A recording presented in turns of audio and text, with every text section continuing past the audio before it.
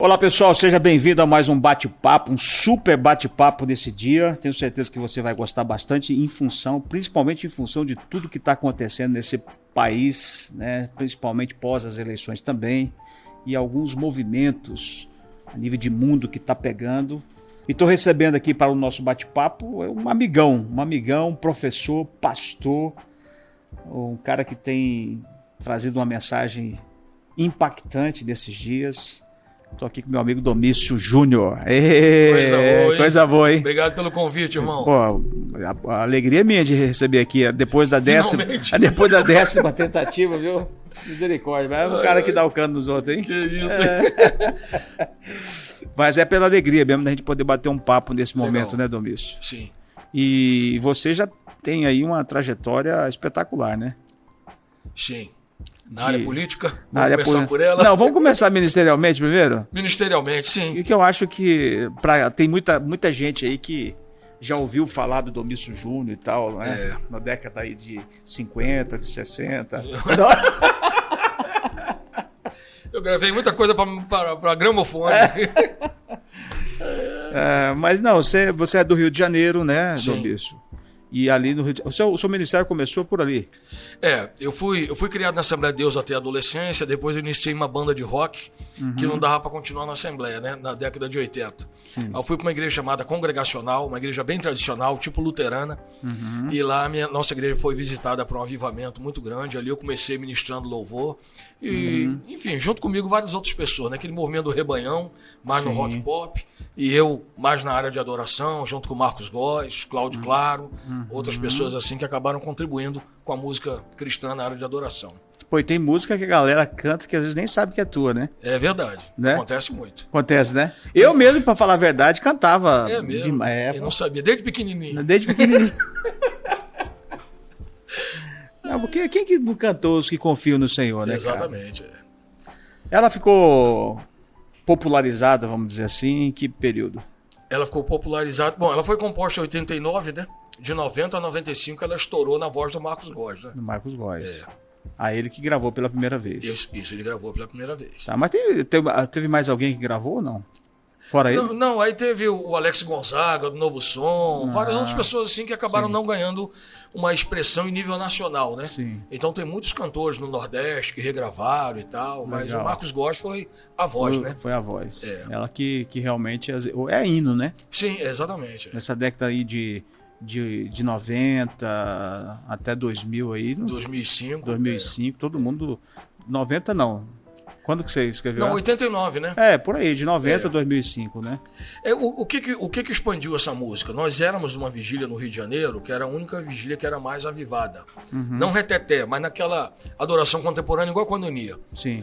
Então, os ministros de louvor do Rio de Janeiro inteiro iam para nossa vigília para poder, enfim, adorar a Deus, e também o que eles aprendiam ali, eles levavam para a igreja. Legal. Então, na verdade, foi uma convergência, uma facilidade que Deus nos deu, né? Que quando o Góes gravou, ele já gravou porque a música tinha colado, né? Sim. Então, lá no Rio de Janeiro, todas as igrejas cantavam, as comunidades, na Vila Legal. da Penha, Zona Sul. Todo então, mundo. o pessoal do Trazendo a Arca, na época, era de outra igreja. Mas, enfim, então eles popularizaram a música. Muito bom. E Domício, como é que foi? Como é que você veio parar aqui em Campo Grande, cara? Você era do mundo, Rio de Janeiro, fazendo coisa, morou fora, já teve, né? Sim. Como é que veio parar? Bom, eu sempre trabalhei como voluntário, sempre em ações sociais. Na época eu me juntei à Fábrica de Esperança, do Reverendo Caio Fábio. Sim. E eu gravei um álbum, que foi meu 5º álbum. Eu gravei chamado Canto de Esperança, que era uma música do Asaf Borba. Eu tenho em mim um canto de alegria. Essa música é Canto de Esperança. Então eu gravei essa música do Asaf Borba nesse álbum que eu fiz ao vivo. E fui eu, porque os cantores conhecidos na época, tudo tinha contrato com gravadora, e a gravadora não queria liberar ninguém. Aí o Caio falou: Domício, você encara? Eu falei: não tenho voz não, mas eu tenho coragem. E aí nós gravamos. E aí, a partir daí, a Vinde começou a me enviar para o Brasil para falar do projeto social Fábrica de Esperança, levantar parceiros, recursos e tal. E nessa eu vim aqui parar na Primeira Batista e na Presbiteriana, que as igrejas tradicionais sempre deram muito suporte ao ministério do Caio Fábio naquela época, né, que a gente viveu. Então, a partir daí, eu vim parar aqui em Campo Grande, através do Ronaldo, convidado por ele, pelo pastor Gilson, e fiquei por aqui. Aqui eu conheci minha esposa. Quando eu saí do Rio, eu fui morar em Curitiba, porque a Vinge ia para Curitiba. E eu fui assim numa espécie de espia para poder sondar a terra, assim como você fez em relação à FENASP, no Brasil todo, eu fui fazer em Curitiba, junto com uma equipe do Caio Fábio. E eu acabei ficando em Curitiba e o Caio Fábio, né, descontinuou aquela fase do ministério dele e eu acabei continuando em Curitiba. E no ano 2000 vim para cá.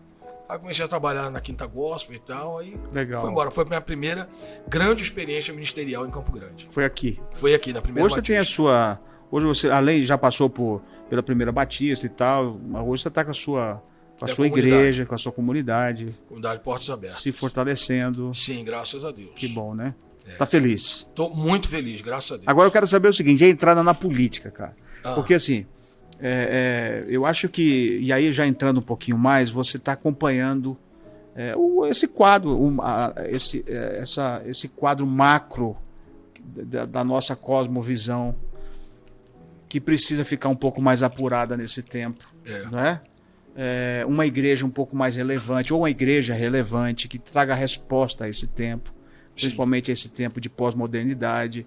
E você fala um pouco disso, né? E como é que você está vendo isso? Você escreveu um belíssimo livro que eu tive a felicidade de fazer ali uma dedicatória, com né? certeza, Um livro que tem um resgate histórico da igreja na sociedade, né? Eu acho que você coloca isso, pontua isso no início, pelo menos, né?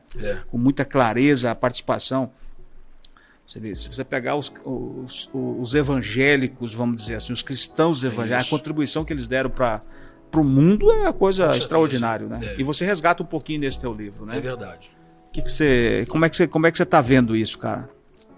Bom, eu fico feliz pelo despertar da igreja, né? A gente ainda vê a igreja num certo nível de comodismo, mas era pior 10 anos atrás, né? Sim. Onde ninguém falava nada enfim, e todo político era bandido. Então eu vejo com bons olhos o envolvimento da igreja, a igreja resgatando o seu papel, porque a igreja sempre teve um papel social, né? A igreja sempre foi pai do órfão, a mãe, né? A igreja sempre foi parceira da viúva. E tudo não tem como tirar isso da igreja. Não tem como tirar. Nem vai tirar, né? A igreja, né? Os orfanatos nasceram na igreja, os hospitais nasceram na igreja. Escolas. Os asilos, as escolas. Enfim, muitas coisas na área de fabril, inclusive fabricações de vinho, começou nos grandes mosteiros. Então a igreja sempre teve esse envolvimento. Mas, infelizmente, os nossos pais, os discipuladores, eles não tiveram esse entendimento. Não você, que tem um discipulador, né, o Bispo Robson, que é um homem que tem a macrovisão, assim como eu também tive. Agora, os meus avós na fé, vamos dizer, né? Eles não tinham essa visão e, na verdade, quanto mais longe, melhor.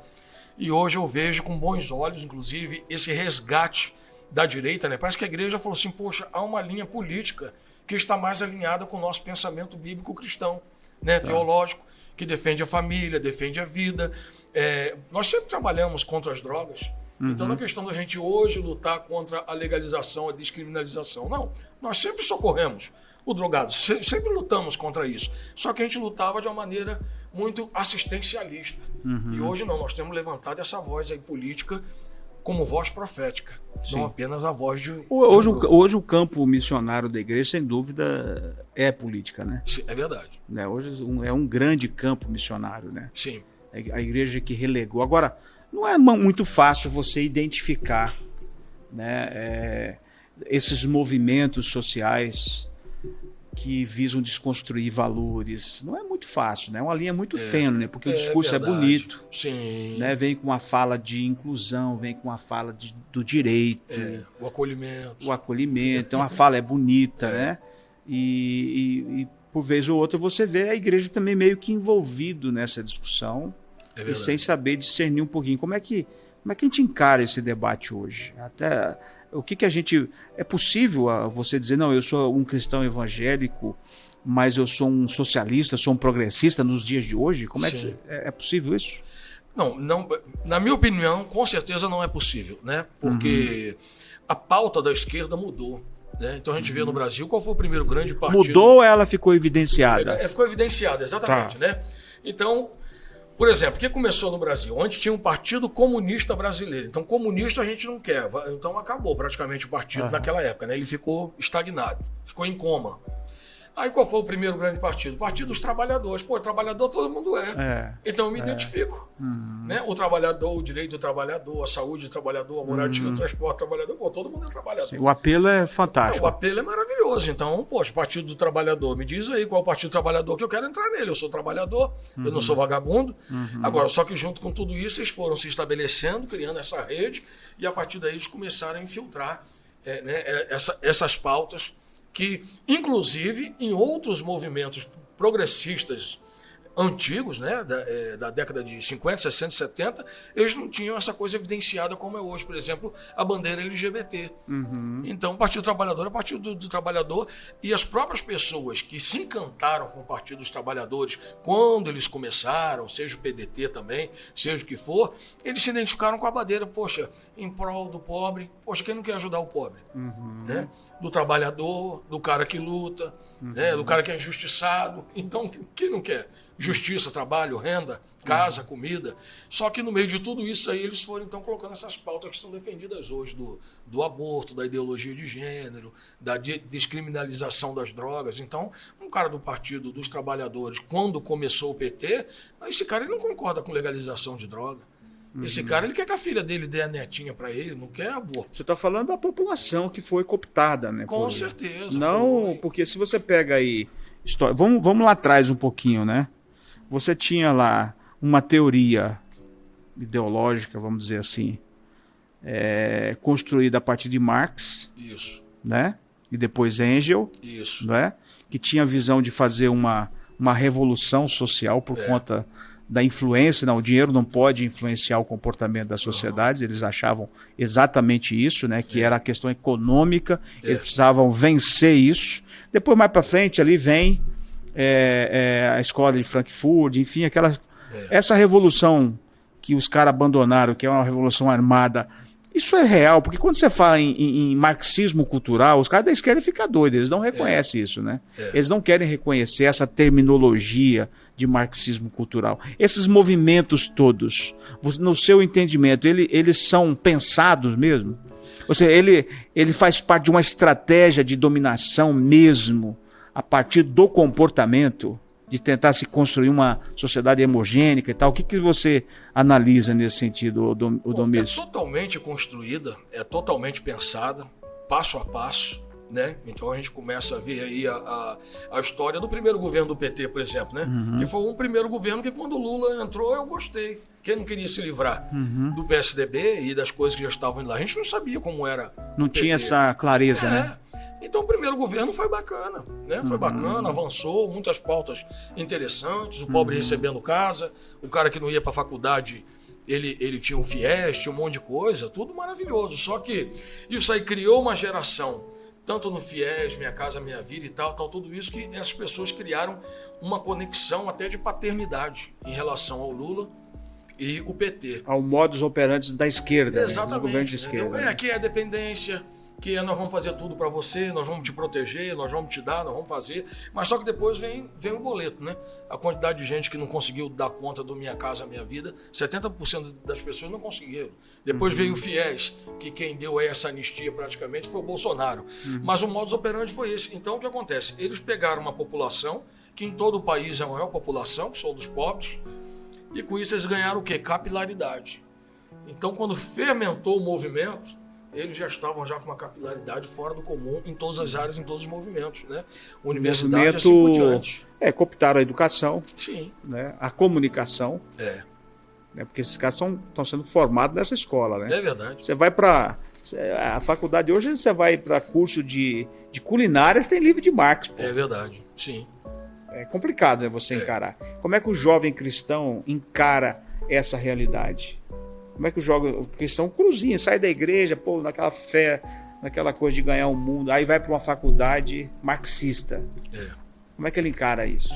Se ele tiver uma boa consciência, uma boa formação, né, daquilo que você já falou, inclusive, né, sobre nós criarmos um curso de formação de consciência cidadã, mas em nível de cosmovisão, para esse cara entrar na universidade, porque o que acontece? O professor dele, de 25 anos a 30 anos, esse cara, ele estudou no governo do PT. já com professor usando a metodologia paulo freireana, que é outra coisa também. O Paulo Freire Aliás, é interessante. a gente precisa falar um pouquinho sobre isso, né? É atraente. Aham. Poxa, o Paulo Freire, o ensinamento dele, a maneira dele, a revolução. A isonomia povos. do aluno, né? Pois é, Pô, a autonomia. Né? Se bem que isso aí já foi também meio que Piaget, né? Piaget é muito celebrado, mas o Piaget, dentro da estrutura dele de didática e pedagógica, gera essa questão de autonomia do aluno. Então o aluno lê um texto, o que você leu aí? Não li isso, não foi isso que você leu, não. Eu tenho direito de interpretar o ler, isso é o que eu estou lendo. Ou você vai me obrigar a interpretar o texto igual você. Essa da ideia já é de Piaget. essa aí cada um tem a sua verdade, né? Entendeu? Então essa múltipla verdade que acabou virando a pós-verdade e a anti-verdade, que é a fake news. Então a gente, tudo isso veio sendo trabalhado lá atrás. Então o primeiro governo do PT ele foi apresentado, as pessoas gostaram, interessante, gostaram, bacana, porque uma das coisas que o marxismo, tudo isso, eles oferecem e as pessoas gostam é a facilidade. Entendeu? Então nós vamos te dar faculdade, vai lá estuda, depois a gente paga isso aí. Nós vamos te dar a casa, vai lá, depois assim. Seja responsável em gerar filhos. Tenha filhos, é uma benção. Agora, tenha quantos quiser, nós vamos cuidar. Nós vamos criar creche, fazer tudo isso. Então, até nisso, a gente vê que a criança está na creche, ela começa a crescer, e aí o vínculo dela de paternidade, de maternidade, não, mãe é relativo, pai é relativo. Nós vemos aí, né, querendo excluir o nome de pai e mãe da certidão de nascimento. Sim. E isso fortalece a dependência que a esquerda tem do seu líder. Então, por isso que o Lula é o pai. Por isso que ninguém substituiu o Lula.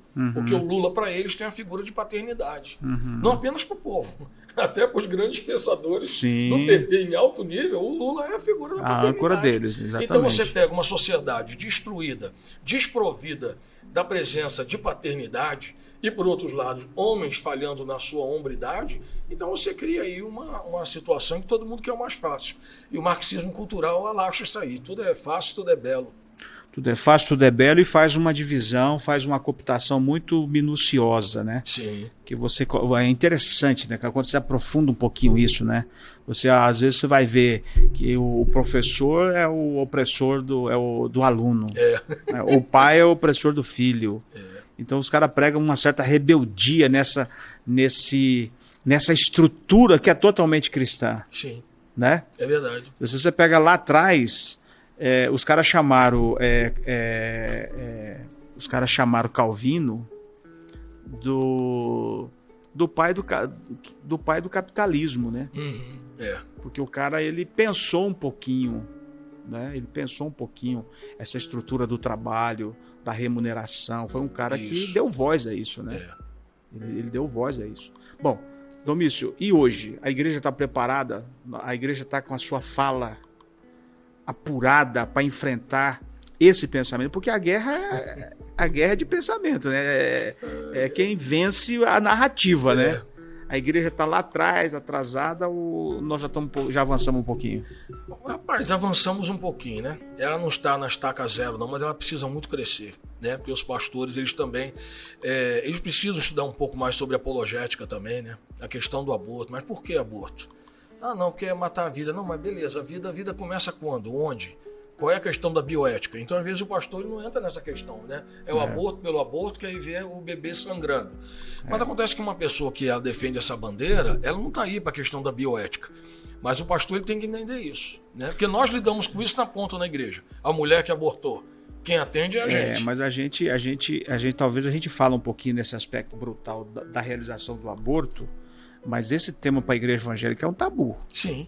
Porque se você for a fundo mesmo, a igreja ela fecha os olhos para os métodos contraceptivos, por exemplo, que são abortivos. Verdade, isso, E para a igreja evangélica, às vezes, isso não pesa tanto quanto pesa para um católico, por exemplo. É verdade, sim. Um católico, você não vai ver absolutamente, por mais que alguns católicos façam, mas a nível de instituição, de defesa, um católico mesmo, ele jamais vai usar um método contraceptivo que aborta uma criança. Eles são muito mais radicais do que a gente. É verdade. Então, será que não tem um pouco disso também, de não encarar uma luta contra o aborto, sendo que a igreja evangélica meio que fecha os olhos para a questão dos métodos contraceptivos abortistas, por exemplo?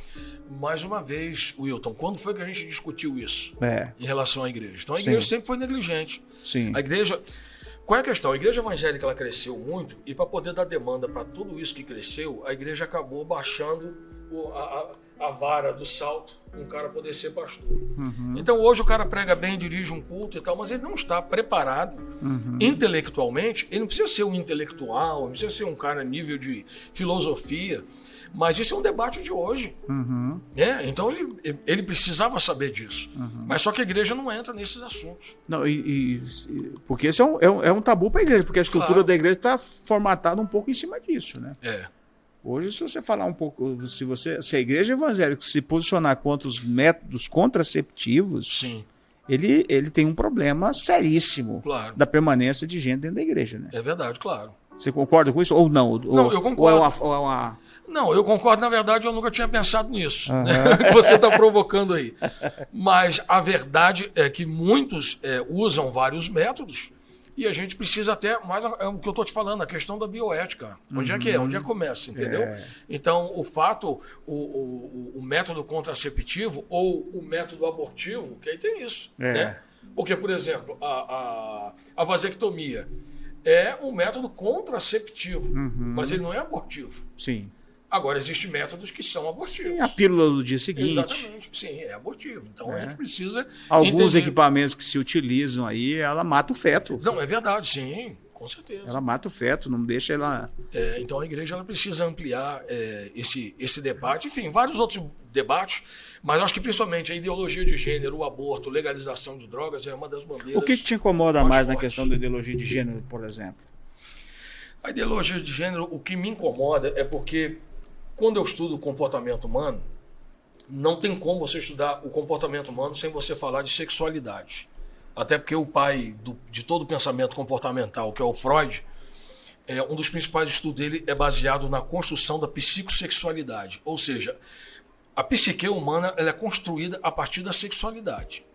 Então, se você não tem a compreensão, se você torna a sexualidade um assunto relativo, aí a tua identidade também, vários outros desdobramentos da sua vida, você vai relativizar, isso não vai dar certo. Entendeu? É igual você construir uma casa e fazer um alicerce de concreto, outro de alumínio, outro de plástico, outro de jornal. Vai dar ruim esse trem. Né?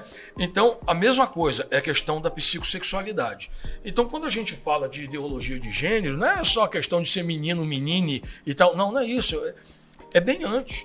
Então, quando eu relativizo isso, eu digo uma criança, não é menino, ou cada um usa roupa. A questão não é a cor da roupa. A questão é aquilo que eles usam como escudo, cada um usa a cor que quer. Mas o que está por trás desse discurso? Entendeu? Igual aborto. Coitada menina, foi estuprada. Né? E eu estava explicando para o meu filho. Eu falei, poxa, a cada 10 mil pessoas que são estupradas, uma fica grávida. Aí nós vamos criar uma lei atendendo uma pessoa a cada 10 mil casos de estupro, mas dentro de 2 milhões de habitantes. Aí quando a gente vê, você acaba criando lei, acomodando. Aliás, a lei já alcança isso. A exceção da exceção, exatamente. A lei hoje já alcança isso. Né? E você acaba legalizando a prática abortiva. Sim. Então, mas mais uma vez, o apelo é bonito. Assim, defesa da mulher sim, e tal. direito assim do corpo, etc. Então, a mesma coisa é a ideologia de gênero. Aí começa a misturar com a bandeira LGBT, não em defesa de quem a pessoa é. Então, já que o adolescente gay ele tem que ser respeitado, em qual idade que isso vai ser respeitado? Então, uma criança que se vê como gay aos 6 anos não vai ser respeitado. Aí já começa a questão da ideologia, a doutrinação na escola. Aí já não é mais uma questão comportamental, é questão de doutrinação. E todo mundo sabe que até as igrejas, não conheço nenhuma igreja onde o homossexual foi expulso da igreja, só extremamente radicais, todo mundo aceitou, entendeu? Então, numa igreja com 1000 pessoas, com certeza tem ali 10, 20 homossexuais, né, gays, lésbicas, tem. Diz que a cada... Bom, eu ia brincar aqui, não posso brincar, né? Não vamos pra cadeia junto, não. Você tem que tomar cuidado agora, você vai falar, senão... Mas essa questão é tão séria da questão da... Eu te provoquei em função disso, porque...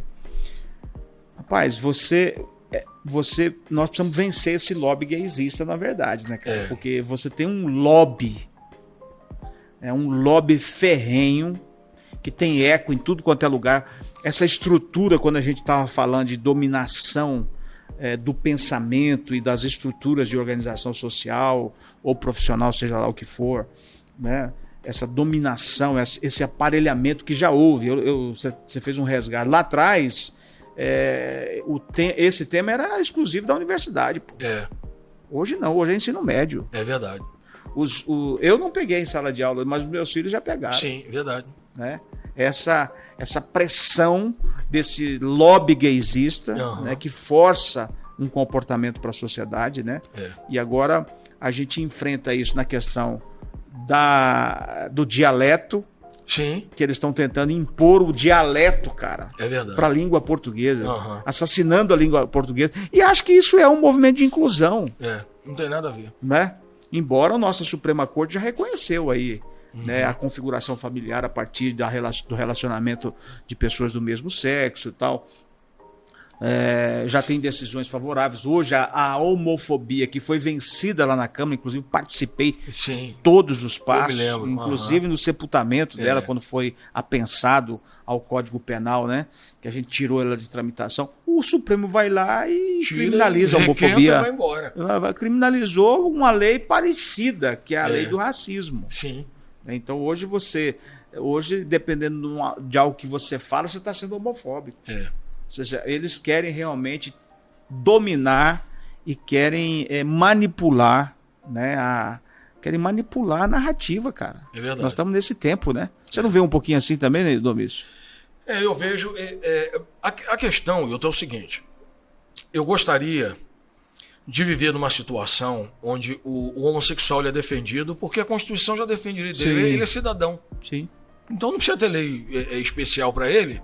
Porque, veja, o Estatuto do Idoso ele é tão curtinho e existem várias partes do Estatuto do Idoso que nada mais é do que uma superposição daquilo que já está na Constituição. O Estatuto da Criança e Adolescente, tudo aquilo que está dizendo ali que são obrigação dos pais e do Estado, a Constituição já diz. Porque o adolescente é um cidadão. Nasceu no país, ele é um cidadão. Então, o meu problema não é o desejo deles em serem de uma maneira... O meu problema é quando eles querem asfixiar o meu direito de não achar aquilo interessante. Então, bonito eu já não acho. Mas eu também não vou dizer, é feio. Agora, poxa, eu tenho que aplaudir, eu tenho que achar bonito. Então, essa que é a questão, né? Que a gente vê asfixiando. Por quê? Qual é o problema da esquerda? Hoje eu coloquei isso numa parte lá no meu Instagram e novamente fui advertido e eu apaguei para poder manter minha continha lá. Então, qual é o problema da esquerda? Antigamente, a esquerda, no começo do PT, a gente via aqueles debates bonitos, né? Na Câmara, um debatia, outro debatia. É um debate de ideias. Era um parlamento. Hoje não, os caras querem calar a sua boca. Então você pensa diferente, não, cala a boca. Né? Aí tá aí o deputado eleito, não, ele não pensa como eu, toma o mandato dele. Ah, por quê? Não, porque ele olhou para uma menina e faz cara feia. Então vamos tirar a Damares. Por quê? Porque ela era ministra quando começou a crise dos Yanomami, que a gente sabe que começou no governo do PT. Então, esse que é o problema, porque esse cerceamento e essa obrigação, essa alteração que eles querem fazer na nossa gramática, no nosso dialeto, no nosso vocabulário, tudo isso, eles querem fazer, e até mesmo aqueles grupos que querem, né, em nome do índio, defender, não é mais indígena, é o povo nativo. Eu falei numa igreja desse sobre o povo indígena, e no final um sociólogo me falou, pastor, são povos nativos, você não pode mais falar sobre indígena, não. Agora, é o politicamente correto, você tem que... Você não pode mais dizer, a coisa está ficando preta, não, isso é racismo e tal. Então, eu não tenho problema neles terem a liberdade, o problema é que eles querem me calar. Entendeu? Eles querem me algemar, querem me acorrentar. Então, esta é a preocupação e que eu acho que a igreja precisa se levantar. Até porque hoje nós temos representatividade, capilaridade. Mas os pastores estão com medo, né? Temos influência. Os pastores e padres estão com medo dessa onda. Eu acho que eles não querem se envolver com isso, não, né? Mas não querem se envolver porque tem medo de uma repressão, medo de uma cadeia, ou medo de perder gente. O que você... Eu acho que eles têm medo de serem taxados como radicais, né? Porque a esquerda nos taxa como radicais. Bota um carimbão nas tuas costas. Exatamente. Bota, nosso pastor aí, ele é radical. Então, por exemplo, mesmo eu gostando do Bolsonaro, do governo dele, que não foi perfeito, mas foi o melhor dos últimos anos, eu parei de falar que eu sou bolsonarista, embora eu admire ele, entendeu? Porque se eu sou bolsonarista, aí eu apoio os atos antidemocráticos de vandalismo.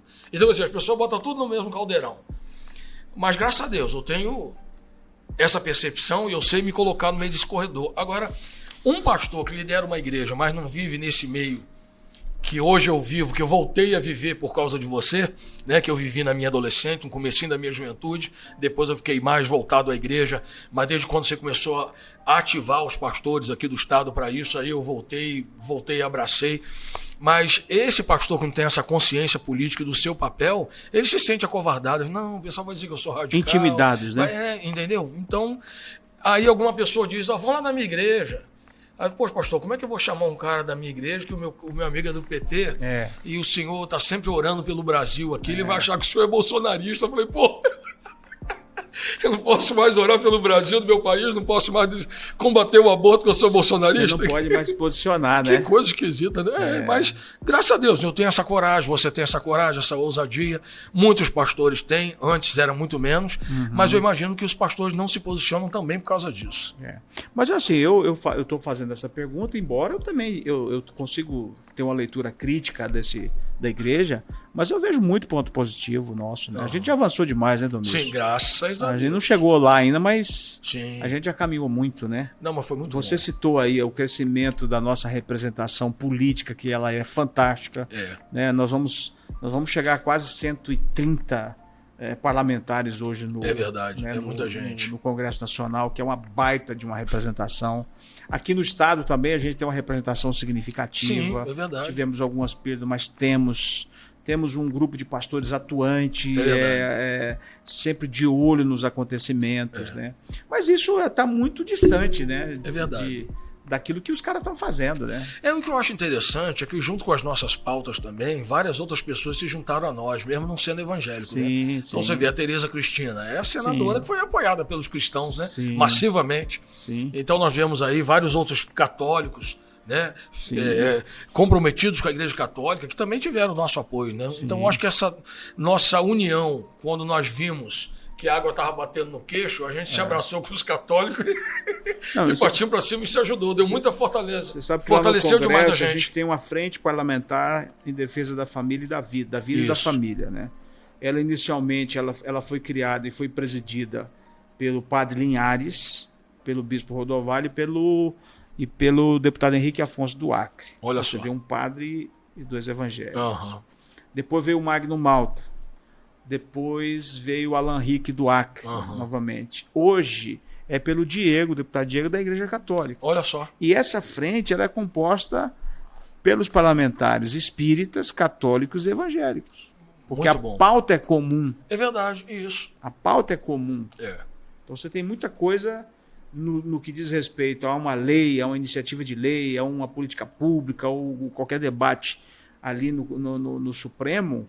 Você tem as três frentes agindo juntas. É verdade. Né? Olha o Girão, o papel que senador Girão no Senado que cumpre, é espírita. Verdade, com certeza. Né? E é um árduo lutador contra o aborto, Isso. contra as drogas. Você vê, então a gente... É da pauta dos valores, né? A pauta de valores, eu acho que nós estamos juntos. E aí também tem muitos aqueles que não professam fé nenhuma, mas têm valores, são cristãos. Sim, com os certeza. caras têm, né? Esse país é cristão, né? Com certeza. De alguma forma o cara é influenciado pelo cristianismo. Não tem como. Tem como tirar o cristianismo da sociedade? Não tem. Vai tirar? Não vai tirar no de jeito Ocidente? nenhum. Não vai tirar nada. Mas nós temos um decreto de anulação de Deus, né?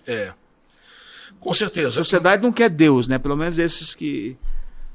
A ideia é tirar Deus, né? Tira Deus do Estado, Deus não pode na escola, Deus não pode ser mencionado em praça pública, nas músicas, tira Deus. Você não vê também de forma muito sutil isso? Mas aí eu te pergunto, Wilton, quando foi que Deus esteve na China, publicamente? De maneira estatal, de forma aberta, né? Não. E a gente vê aquele livro na Igreja da China. Mas aqui nós somos um país cristão, né? Sim, mas aí que está a questão. É porque o Brasil, nós estamos debaixo de um movimento, né? Que é a Nova Ordem, Nova Ordem Mundial. E eles implicam tudo isso. Agora, é fácil você proibir de botar um crucifixo. Agora eu quero ver arrancar Jesus do coração de uma pessoa. Né? Então eu acho que o cristianismo, eles podem tentar o que eles quiserem, mas dentro do coração as pessoas estão experimentando. Nesse aspecto há uma passividade dos cristãos e não se importar. Você faz um movimento, qualquer movimento, por exemplo, você faz um movimento contra Maomé. Tem guerra, brother. É verdade. É guerra. Você concorda? Sim, eu concordo. Os cristãos são muito passivos. Não, pode falar de Jesus. Bom, eu acho o seguinte, eu acho que nós somos passivos demais, mas a característica do cristão é essa questão, né, da passividade, do acordo, né, acaba sendo assim, os cristãos não são conhecidos pela passividade, até porque quando o muçulmano defende Maomé, toda a comunidade aplaude ele. Sim. Mas se um cristão parte para cima para defender a honra de Deus, a própria igreja bate no cara. Pô, tem necessidade disso. Pô, esse cara é agressivo, esse cara é muito doido. Entendeu? Ah, dá outra face, irmão. Vai cuidar da tua igreja, para de falar essas coisas aí. Então a gente vê que a nossa própria comunidade ela vê assim. Então eu acho que tem alguns combativos, a gente precisa aumentar, né? Multiplicar os números aí das pessoas que estão participando disso. Mas eu acho que, enfim, a lei vem, a gente vai lutar contra a lei enquanto puder. Mas vai chegar um momento em que nós vamos ficar asfixiados, com certeza, mas aí vai ser um momento que a igreja vai crescer. Porque aquilo que nós vamos transmitir vai ser aquilo muito mais do que a gente vive do que aquilo que a gente experimenta no domingo. Aí vai mudar. Vai ser igual a China. Para a gente já começar e finalizar um pouquinho, mas tá show de bola. Estamos vivendo nos últimos tempos aí? O que está acontecendo? Não sei não, Wilton. Tá com medo de palpitar? Pô? Não, eu não sei não. Eu acho que não. Tem movimentos? Não, tem... Você consegue enxergar alguma... A Bíblia diz assim, não, são sombras, né? Quando tem guerra, rumor de guerra e tal, não é o fim, são sombras. Você consegue ver sombras de um possível... Mas, Wilton, eu como uma pessoa criada num ambiente pentecostal, desde quando eu nasci, desde quando eu me entendo por gente que Jesus está voltando. Que o Jesus está voltando e que há movimentos. Sim. Entendeu? Não é coisa nova. Não tem nada de novo na sua vida. Então os 10 chifres era um mercado comum europeu. Hoje a Europa tem 15 países. Então já ultrapassou a quantidade de chifres. Aí depois era o ano 2000. Ano 2000 foi... 2000, passou 2000, não vai passar. 2000, 2010, 2020, estamos indo embora, entendeu? Indo embora. Aí teve o alinhamento dos planetas, na década de 70, né? A teoria lá do pastor pentecostal Lawrence Wilson. E os planetas se alinharam, se desalinharam e pau na mula. A Nova Era falou que saísse da era de aquário para peixe era o trem. Pronto, então é que Jesus está voltando, é claro. Ele falou que ia voltar e os tempos está cada vez ficando mais distante de quando Jesus falou. Agora, eu particularmente, guerra sempre teve, né? Dos judeus contra os babilônicos, assírios, todo mundo. Hoje é Palestina e Israel. Israel sempre foi encurralado. Agora Jesus volta porque Israel sempre foi encurralado. Então, eu aprendi com o pastor Ronaldo, né? Eu prefiro cuidar da minha vida, pregar o evangelho, convocar as pessoas para ver, não por causa do medo do apocalipse, né? Se Jesus voltar, eu estou pronto. Não, mas você sabe que eu falo pro pessoal, né? O pessoal fala assim, rapaz, eu não sei qual que é a exegese ou a sua teologia, porque a minha, no final, Jesus reina, pô. Eu não posso ter medo eu tenho que me alegrar com o Apocalipse, eu deveria me alegrar com ele, né? Pois é, com certeza. Não ficar com medo, né? Não, de maneira nenhuma. Mas você sabe, tem um fato curioso aí. Eu morei um tempo em Brasília, você sabe disso, e geralmente a gente era chamado para os eventos da Embaixada de Israel. Sempre quando tem algum evento, algum fato, eles chamam os líderes e tal. E numa dessas, não sei se eu já te falei isso, numa dessas eles estavam recebendo 2 rabinos. Lá, um rabino que cuidava de uma fundação, que tinha a responsabilidade de levar o judeu pobre para Israel, porque eles têm um mandamento que todo judeu tem que voltar para sua terra. Isso. E uma vírgula e um parêntese aí, a nossa geração presenciou a reorganização do Estado de Israel, que é um fato, acho que, de tudo que nós estamos falando, Mateus 24... Um dos mais relevantes. Nós estamos vendo Israel. Mas o mais importante aí que eu estava te dizendo, que nessa época, isso faz uns 8, 9, 10 anos atrás, me recordo. E o outro rabino, ele presidiu uma fundação que tinha a responsabilidade de identificar as tribos perdidas de Israel. Então os caras estão atrás das 12 tribos. Naquele período só tinha 4 reconhecidos. E eles estavam comemorando a 5ª, que era a tribo de Dan, os descendentes da tribo de Dan, num vilarejo da África, assim, muito distante.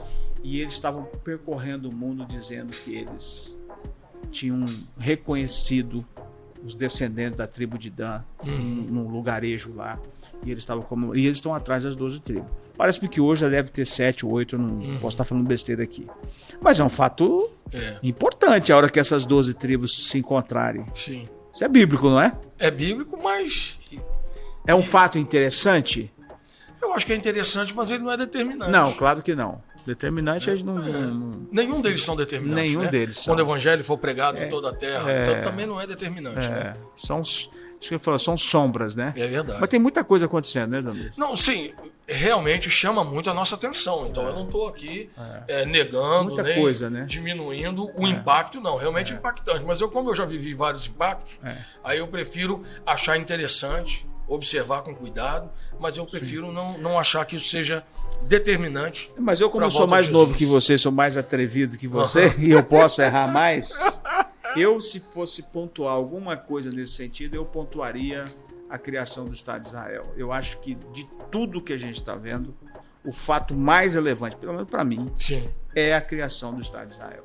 Sim. A nossa geração está vendo isso. Não, sim, com certeza. Foi essa questão de guerra, de tal, isso para mim também, de perseguição, essas coisas.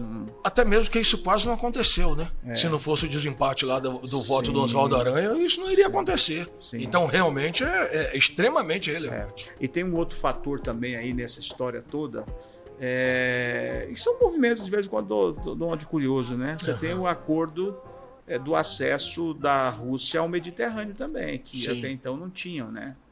Hoje a Rússia, com o acordo que eles fizeram, acho que com a Líbia ou com a Síria, se não me falha a memória, eles tiveram acesso, eles estão podendo ter acesso agora ao Mediterrâneo, fizeram um acordo de 100 anos. E com ele, a Rússia tendo acesso ao Mediterrâneo, você também tem ali China e todos os países da Europa ali, né? Então você tem. É um fato também que fala, opa, os caras vão ter acesso. Se não tinha. É um fato geopolítico relevante. Relevante, né? Mas, Dalmir, obrigado, viu, pelo bate-papo. Coisa boa. Né? Maravilha. Espero que dê certo outras vezes. E olha, pessoal, quero recomendar aqui o livro do Domingos, que é Terrivelmente Cristão. Um livro que tem um pouco desse resgate histórico da participação da igreja na sociedade.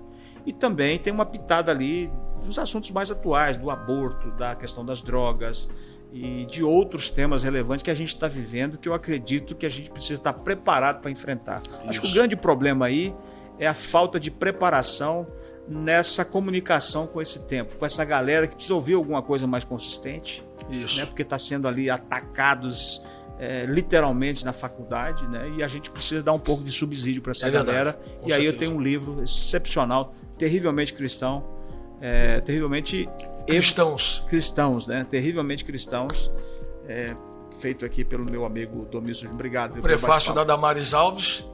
Muito e bem. A apresentação do livro do Wilton Costa. Tamo junto aí. Coisa boa. Obrigado, viu? Valeu, gente. Deus abençoe vocês. Vão continuar participando aí, sempre assistindo o Wilton Talk. Um abração. Valeu, um abraço. Coisa linda.